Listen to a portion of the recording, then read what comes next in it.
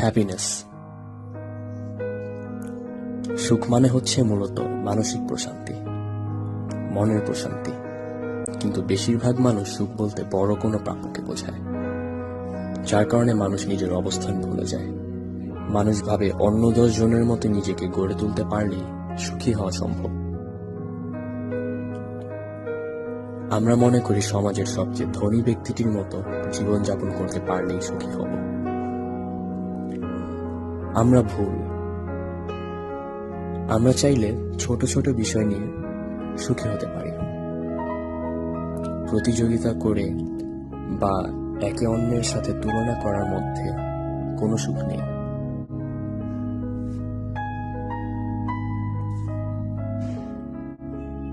মানুষকে সাহায্য করার মধ্যে আছে সুখ। কোনো দুঃখী ব্যক্তির মুখে হাসি ফোটানোর মধ্যে আছে সুখ। পরিবারের সাথে ভালো সময় কাটানোর মধ্যে আছে সুখ। নিজের পছন্দের পোশাকটি পরার মধ্যে আছে সুখ।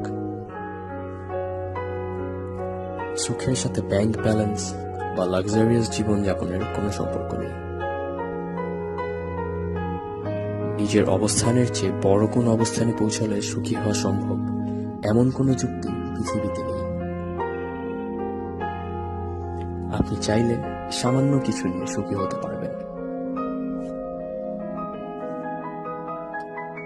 আমরা অপরকে সুখী ভেবে নিজের কষ্ট বাড়াই। আমরা ভাবি যারা আমাদের চেয়ে ওপরের স্তরে তারা আমাদের চেয়ে বেশি সুখী। মানুষ সুখকে চাওয়া পাওয়ার মধ্যে জড়িয়ে নিয়েছে, আকাঙ্ক্ষার মধ্যে জড়িয়ে নিয়েছে, যার ফলে অনাকাঙ্ক্ষিত কিছু হলে মানুষ কষ্ট পায়। মানব জীবন চিরকাল সুখ শান্তিতে কাটানো যায় না।